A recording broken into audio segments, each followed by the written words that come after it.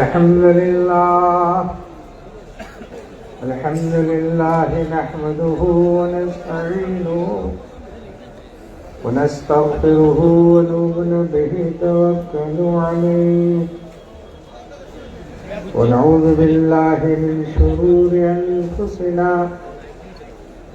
من سيئات أعمالنا من يهده الله فلا مضل له ومن يضلله فلا هادي له ونشهد أن لا إله إلا الله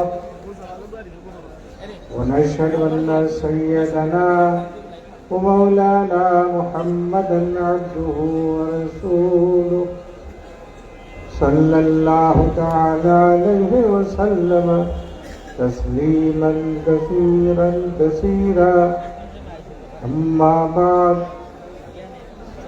أعوذ بالله من الشيطان الرجيم بسم الله الرحمن الرحيم واعتصموا بحبل الله جميعا ولا تفرقوا صدق الله العظيم حضرت امیر شریعت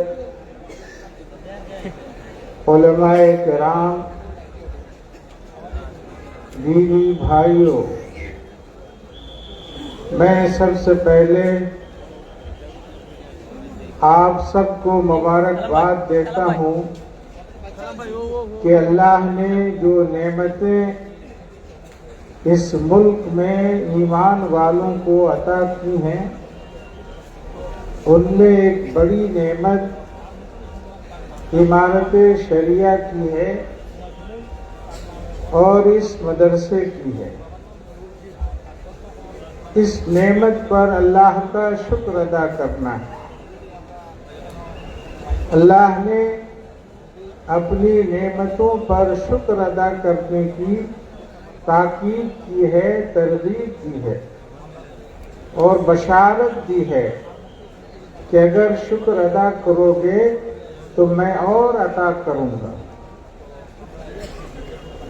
اس لیے ہم سب کو اللہ رب العالمین کا شکر ادا کرنا ہے کہ اس نے اس جیسی تنظیم اتر پورب بھارت کے مسلمانوں کو عطا فرمائی۔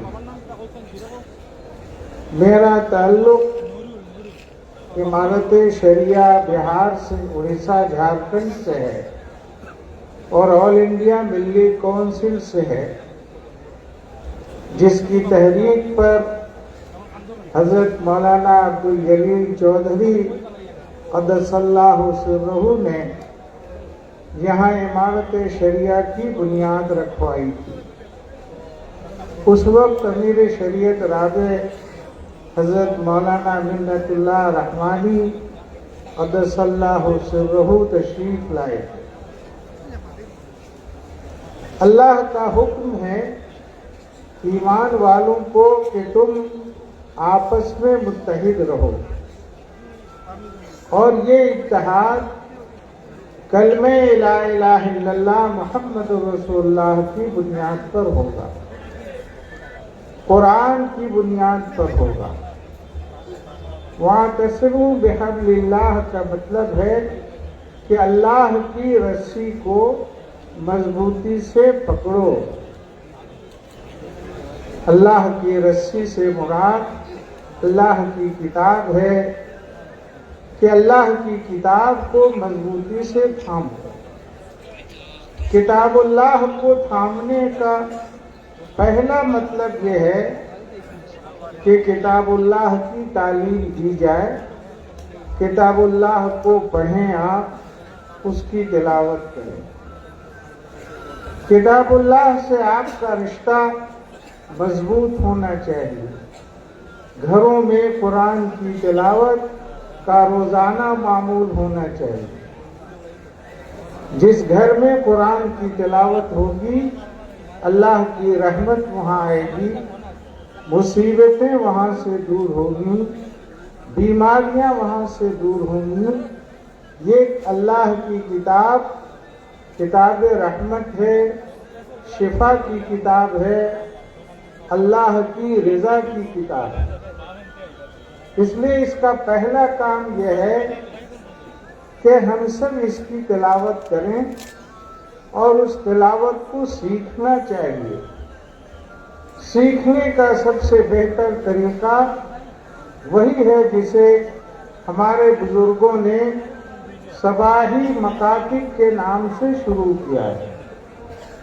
بچپن میں قرآن کریم کی تعلیم دینا یہ عہد نبوی سے جاری ہے۔ رسول پاک صلی اللہ علیہ وسلم کے عہد میں صحابہ اپنے گھروں میں بھی بچوں کو تعلیم دیتے تھے، خواتین اپنی اولاد کو قرآن کی تعلیم دیتی تھیں، قرآن ان کو یاد کراتی تھی۔ ہمارے یہ جو مدرسے ہیں جہاں قرآن کے حفظ کے لیے طلباء داخل ہوتے ہیں، آپ جانتے ہیں یہ مدارس کا نظام کتنا بابرکت ہے کہ اگر 2 سے 3 سال کے لیے آپ نے اپنے بچے کو قرآن یاد کرنے کے لیے کسی مدرسے میں داخل کر دیا تو صرف 2 سے 3 سال میں وہ قرآن کریم کا مکمل حافظ ہو جاتا ہے۔ اور صرف یہی نہیں کہ حافظ ہو جاتا ہے، بلکہ مدرسے میں تعلیم کے ساتھ تربیت کا نظام اتنا بہتر ہے کہ وہ 3 سال میں دین کی بہت ساری باتوں کو سیکھ لیتا ہے۔ نماز کیسے پڑھی جائے، وضو کیسے کرنا ہے، کھانا کیسے کھانا ہے، چلنا کس طرح ہے، صفائی پاکی، یہ سب چیزیں، یہ احکام اور مسائل اس کی زندگی میں داخل ہو جاتے ہیں۔ وہ مدرسے میں جفا کشی والی زندگی سیکھتا ہے، کفایت شعاری والی آسان زندگی اختیار کرائی جاتی ہے مدرسوں میں۔ اور مدرسوں کی تعلیم کا اثر، پہلے یہ سمجھیے کہ ہمارے مدارس میں جو تعلیم ہوتی ہے اس کے اوقات حفظ کے صبح صادق سے شروع ہوتے ہیں۔ بہت سارے مدرسوں میں صبح صادق سے پہلے تعلیم شروع ہو جاتی ہے، وہ بچے اٹھتے ہیں، بعض جگہوں پر تہجد کی نماز ادا کرتے ہیں اور پھر وہ قرآن پڑھنا شروع کرتے ہیں۔ اور یہ جو تربیت ان کی زندگی میں ہوتی ہے، یہ 3 سال تک وہ حفظ کے درجے میں جو تربیت حاصل کرتے ہیں اس کا اثر پوری زندگی میں ان کے رہتا ہے۔ اور یہی دیکھو فطری طریقہ ہے۔ آج کی دنیا میں، ہندوستان میں مسلمانوں کے اس نظام تعلیم کا اثر بہت ساری جگہوں پر پڑا، نظام زندگی پر پڑا۔ اگر آپ کو دیکھنا ہو تو کسی فوجی اڈے پر آپ جا کر دیکھیں، وہاں آپ فوجیوں کو دیکھیں گے تو ٹھیک اسی طرح ان کے کھانے کا نظام ہے جس طرح ہمارے مدرسوں میں ہے۔ اسی طرح جفا کشی اور سادگی کے ساتھ ان کو رہنا سکھایا جاتا ہے جس طرح ہمارے مدرسوں میں ہے۔ صبح سویرے ان کو بھی اٹھنا ہوتا ہے جس طرح ہمارے یہ مدرسے کے طلباء صبح فجر صادق میں اٹھتے ہیں۔ مدرسے کی تعلیم کا دوسرا حصہ ہے قرآن کی آیتوں کو سمجھنا۔ یہ الجامعۃ العربیہ جیسے مدارس میں عربی زبان کی تعلیم دی جاتی ہے، قرآن کے معنی سکھائے جاتے ہیں، قرآن سے جو مستنبط مسائل ہیں فقہ کی اس کی تعلیم ہوتی ہے، قرآن میں جس عقیدے کو اختیار کرنے کا اللہ نے حکم دیا ہے اس کی تعلیم دی جاتی ہے۔ تو جب آپ مدرسے میں دین کا علم حاصل کریں گے تو قرآن کا صحیح علم آئے گا، اور اس علم کے ساتھ جب حدیث کی تعلیم ہوگی تو حدیث کی تعلیم قرآن کی تفسیر بھی ہے اور حکمت کی تعلیم بھی ہے۔ قرآن کریم میں جس آیت میں تعلیم کتاب کی اور حکمت کی تعلیم دی ہے، اس کا مفہوم یہ بھی ہے کہ وہاں حدیث کی تعلیم دی جائے، اس لیے کہ حدیث بھی اللہ کے رسول صلی اللہ علیہ وسلم پر نازل ہوئی تھی۔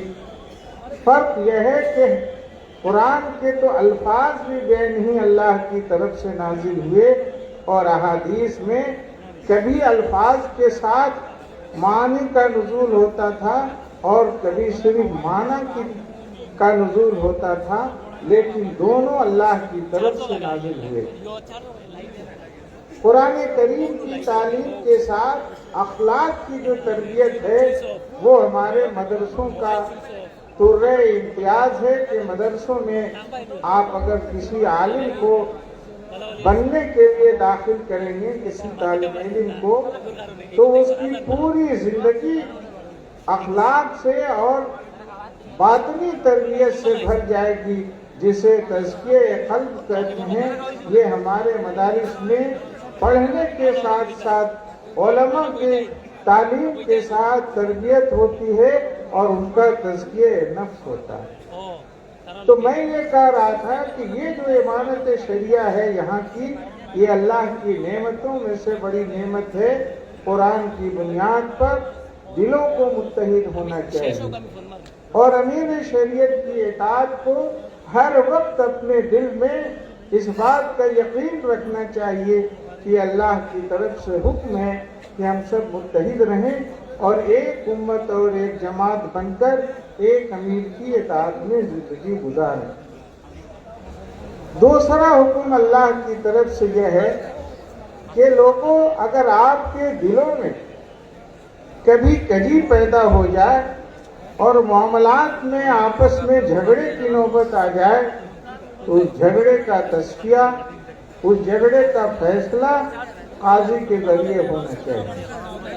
اللہ کے رسول صلی اللہ علیہ وسلم کو اللہ کی طرف سے اسی کا حکم ہوا تھا، اور یہ ایمان کا ایک حصہ ہے کہ اگر ہم اللہ کے اوپر اور اللہ کے رسول صلی اللہ علیہ وسلم پر یقین رکھتے ہیں اور یقیناً یقین رکھتے ہیں، ایمان رکھتے ہیں، تو ہمارے جھگڑوں کا فیصلہ بھی اللہ اس کے رسول کے حکم کے مطابق ہونا چاہیے۔ اور یہ جھگڑے چاہے گھریلو جھگڑوں کے بارے میں ہو یا وراثت کے مالی معاملات سے متعلق ہوں، ہمیں ہر حال میں اللہ اس کے رسول کے حکم کے مطابق فیصلے کرانے کا دل میں ہمیشہ تہیہ رکھنا چاہیے۔ ہمارے علماء کو، ائمہ کرام کو، عوام کو ان باتوں کی طرف برابر آگاہ کرنے کی ضرورت ہے کہ وہ اپنی تقریروں کے ذریعے ان مسائل کی طرف ان کو متوجہ کرتے رہیں۔ جہاں تک علماء کی ذمہ داریوں کی بات ہے، تو علماء کی ذمہ داریاں بہت بڑی ہوئی ہیں۔ علماء کو قرآن اور حدیث کا برابر مطالعہ رکھنا چاہیے۔ ایسے علماء جو فارغ ہو گئے ہیں، یا آج جن علماء کے سروں پر دستار باندھی جائے گی، جو حدیث سے فارغ ہوئے ہیں، دورے حدیث کی تکمیل کے بعد انہوں نے یہاں سے سند فراغت حاصل کی ہے، ان کو چاہیے کہ زندگی میں کتاب اللہ کی تعلیم اور قرأت اور اس کے مطالعہ کو اپنی زندگی میں رکھیں۔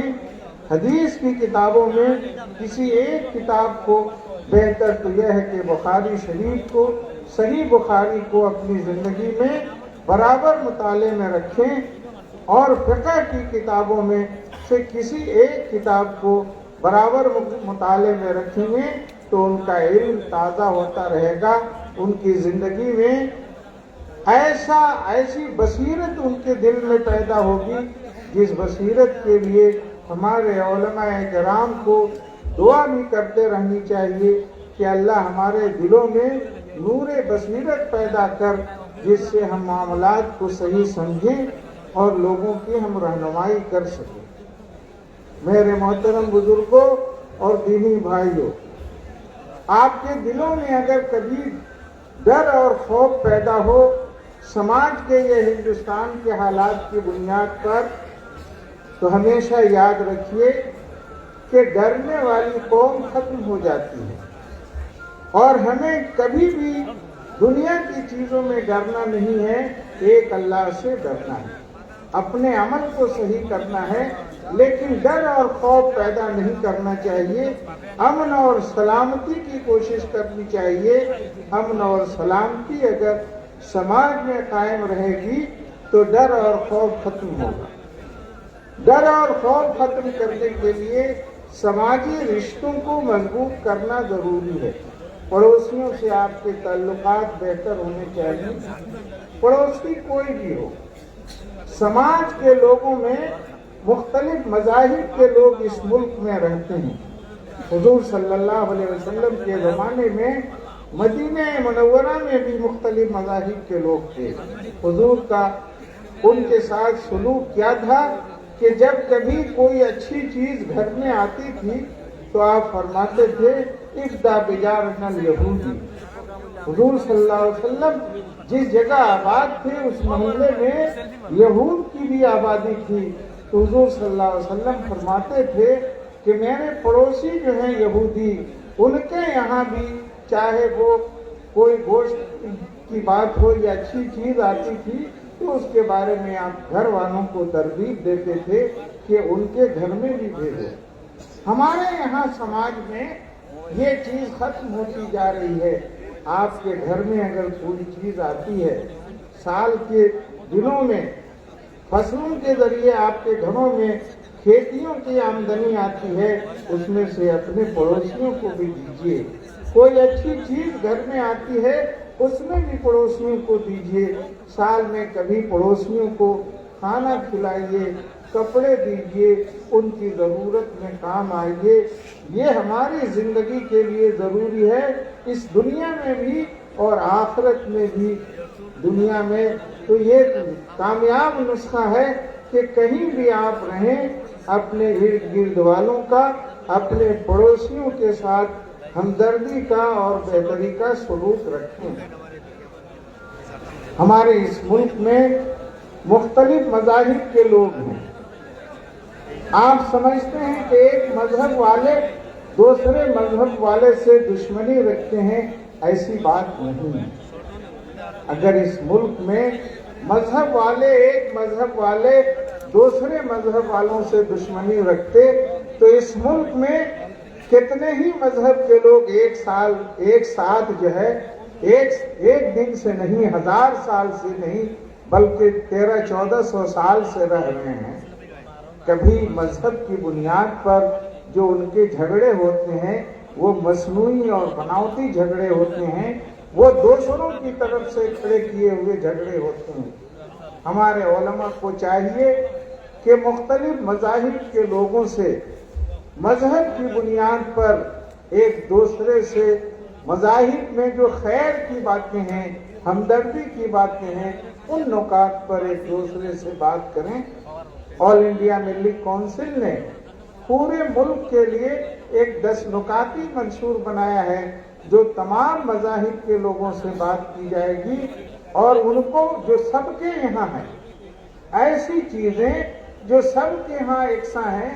اگر آپ کسی ہندو مذہب کے ایسے جو ان کے دھارمک گرو ہیں ان کے یہاں جا کر پوچھئے کہ لوگوں کو مدد کرنا دکھاوے کے ساتھ ہونی چاہیے یا بغیر دکھاوے کا ہونا چاہیے۔ ہم سے ایک شنکر آچاریہ نے کہا کہ جیسے آپ یہاں ہے کہ داہنے ہاتھ سے کسی کو مدد کرو تو بائیں ہاتھ کو خبر نہیں ہو، یہی طریقہ ہم بھی اپناتے ہیں۔ ہم بھی اگر لوگوں کی مدد کرتے ہیں یا لوگوں کو دینے کے لیے کہتے ہیں تو اسی طرح کہتے ہیں کہ لوگوں کو احسان جتا کر مدد کسی کے نہ کرو، بلکہ اس طرح مدد کرو کہ تمہارے داہنے ہاتھ سے ہم نے اپنی جیب سے یا اپنے خزانے سے داہنے ہاتھ سے بغیر گنے نکال کر کسی حاجت مند کو دے دیا تو بائیں ہاتھ کو کیا خبر، ہم نے تو گنا ہی نہیں۔ تو اس طرح مدد کرنی چاہیے۔ ایسے مدد کرو گے تو اللہ کی مدد آئے. ایک بزرگ ہیں, ان کے یہاں لوگ سوال کرنے کے لیے آتے تھے, تو ان کے منشی کے پاس انہوں نے اس سوالی کو لکھ کر بھیجا کہ اس کو 100 درہم یا فلاں درہم اتنا دے دو. تو ان کے منشی نے کہا آ کر ان کے کہ یہ تو بہت زیادہ ہے, یہ تو 10 روپے میں یا 10 درہم میں اس کا کام ہو جاتا, آپ نے اس کو 100 درہم لکھ دیا. تو انہوں نے دوبارہ اس کو اس سے زیادہ کر کے دینے کا حکم دیا اور کہا کہ کسی کے دل کو اس طرح خوش کرتا کہ اس کو امید نہ ہو کہ ہمیں اتنا ملے گا, یہ اللہ کے یہاں بہت پسندیدہ ہے. اس لیے کسی بھی سائل کو آپ اس طرح مدد کیجیے کہ اس کا دل خوش ہو جائے, اس کا دل خوش ہوگا تو اللہ کی رضا ملے گی. اور ہمیشہ ہمیں آخرت کو سامنے رکھنا چاہیے. یہ دنیا تو ختم ہونے والی ہے اور ہماری زندگی اس دنیا میں کتنی ہے. آپ زیادہ سے زیادہ جو اس ملک میں لوگوں کی عمریں ہیں وہ 80 سے 90 کے درمیان اب جا رہی ہیں. پہلے تو 70 سے نیچے ہی زیادہ لوگوں کی زندگی ختم ہو جاتی تھی, لیکن اب جو ہے لوگوں کی صحت کچھ بہتر ہوئی ہے, تو 70 سے 80 سال اور بہت ہوا تو 80 سے 90 سال تک جاتے جاتے وہ اس دنیا سے رخصت ہو جاتے ہیں. اس دنیا کے لیے ہمیں اپنے عمل کو صحیح کرنا ہے, جہاں ہمیشہ رہنا ہے. اور یہی اسلام کا اصل پیغام ہے کہ ہم یہ وقتی چیزوں میں, یہ دنیا جو وقتی ہے اس میں کھل کر اور گھوم کر نہیں رہ جائیں. آخرت کو نہ چھوڑیں بلکہ اپنی آخرت کے لیے ہم سودا کریں اور اللہ کے دین کے لیے, دینی اداروں کے لیے, غریبوں کے لیے مدد کرنا, یا آخرت والی زندگی کو بہتر بنانا. اگر آپ 1 روپیہ یہاں خرچ کریں گے تو اللہ کے ہاں وہ بڑھتا رہے گا. حدیث میں آتا ہے کہ کسی نے 1 درہم خرچ کیا تو وہ آخرت میں جب وہ جائے گا تو معلوم ہوگا کہ وحد کے برابر اس کا وہ بڑھ کر وہ سونا ہو گیا ہے. اس لیے آپ بھی غور کیجئے کہ اگر 1 روپیہ اللہ کے لیے دیتے ہیں تو اللہ کے ہاں وہ ضائع نہیں ہو جاتا ہے, بلکہ آپ کے اخلاص کی بنیاد پر اللہ اس کی نیکیاں بڑھاتا رہتا ہے. اس لیے اللہ کے ذکر کو بھی ہمیشہ کرنے کی ضرورت ہے, اپنے گناہوں سے معافی مانگتے رہنے کی ضرورت ہے. حضور صلی اللہ علیہ وسلم روزانہ حدیث میں آتا ہے کہ 70 بار استغفار کرتے تھے, اور استغفار کے فائدے اتنے ہیں لوگوں کہ گناہ تو معاف ہوگا ہی. جب آپ دل سے اللہ سے توبہ کریں گے, استغفر اللہ کا ورد کریں گے, گناہ معاف کرنے کی نیت سے اللہ کو یاد کریں گے, تو نہ صرف گناہ معاف ہوگا بلکہ قرآن میں ہے کہ برکتیں آئیں گی آپ کے گھروں میں. اولاد کی برکت آئے گی, مال کی برکت آئے گی. کسی کو اولاد نہیں ہوتی ہو, کسی کی یہاں شادی نہیں ہوتی ہو, اس کو چاہیے کہ استغفار کی کثرت کرے.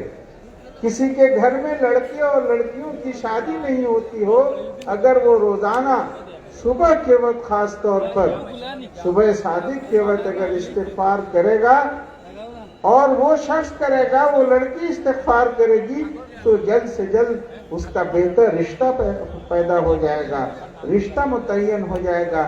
کسی کے گھر میں اولاد نہیں ہوتی ہو, وہ بھی استغفار کر کے آزما لے کہ اللہ جو ہے اسے اولاد کی نعمت عطا فرمائے گا. کسی کو مال کی ضرورت ہو, وہ بھی اپنے گناہوں کی معافی مانگے, استغفار کثرت سے کرے گا تو اللہ اس کو مال کی دولت جو ہے کی فراوانی عطا فرمائے گا. بس میرے بزرگوں اور دوستوں, اللہ کو یاد کرنا ہے اور اس ملک کے لوگوں کے ساتھ بہتر سلوک کرنا ہے, لیکن ڈر اور خوف کو اپنے دلوں میں نہیں پالنا ہے. اور ایک بات میں اور عرض کروں گا, حالات کا شکوہ نہیں کرنا چاہیے, بہتر طریقے پر اپنا کام جاری رکھنا چاہیے. تعلیم کے راہ پہ اپنے آپ کو لگانے کی ضرورت ہے. تعلیم صرف یہی نہیں کہ آپ نے چھوٹی سی ایک ڈگری حاصل کر لی، میٹرک پاس کر لیا یا انٹر پاس کر لیا سرکاری طور پر، یا بی اے کر لیا، یہ تعلیم ہی کافی نہیں ہے۔ تعلیم کے معیار کو بڑھانے کی ضرورت ہے، اپنے گھروں میں ماحول کو بہتر بنانے کی ضرورت ہے، اچھے اسکول قائم ہونے چاہیے جو دینی ماحول میں جن کی تعلیم ہو۔ ہمارے لیے جب نامساعد حالات ہوں، خراب حالات جن کو ہم کہتے ہیں، خراب حالات میں بھی بہتر حالات کیسے پیدا کیا جا سکتا ہے، اس کی کوشش کرنی چاہیے، اور ایسی تعلیم حاصل ہونی چاہیے کہ آپ اپنے علم کی بدولت نہ صرف اپنے صوبے میں بلکہ پورے ملک میں آپ خدمت کرنے والے بن جائیں۔ ایسا یہاں اتنی بڑی افرادی قوت ہے کہ ایسی افرادی قوت مسلمانوں کے نقطہ نظر سے میں کہوں کہ پورے ملک میں ایک دو صوبوں کے علاوہ دوسری جگہ نہیں ہے۔ اس لیے آپ اپنی قوت کو اتحاد کے ذریعے مضبوط کیجئے، تعلیم کے ذریعے مضبوط کیجئے، اور ایک اللہ کو یاد کر کے، نمازوں کی پابندی کر کے، گھروں میں اصلاح کر کے، کتاب اللہ کی تلاوت کر کے، کتاب اللہ کی تعلیم کو پھیلا کر اپنی قوت کو دنیا کے لیے بھی مضبوط کیجئے اور آخرت کے لیے۔ اور اتحاد بکھرتا بھی ہے، اور ہم دیکھتے ہیں کہ جب الیکشن کا موقع آتا ہے تو جس طرح تاش کے پتے بکھرتے ہیں یا پتجھڑ میں درختوں سے ہوائیں درختوں کے پتے اڑا کر لے جاتی ہیں، اس طرح آپ جو ہے چھوٹی چھوٹی خواہشات میں پڑھ کر آپ بکھر جاتے ہیں۔ آپ کو بکھرنے کی ضرورت نہیں ہے۔ چھوٹی خواہشات کو، ذاتی خواہشات کو کبھی بھی اپنے آگے نہیں رکھنا چاہیے۔ قومی اور ملی جو بھی ضرورتیں ہیں ان کے سامنے رکھ کر جو ہے اپنے اتحاد کو قائم رکھنا چاہیے۔ اگر آپ ایسا کریں گے تو اللہ کی نصرت آپ کے ساتھ آئے گی، اور اللہ کی نصرت ہی آپ کو کامیابی دلائے گی۔ وآخر دعوانا الحمدللہ رب العالمین۔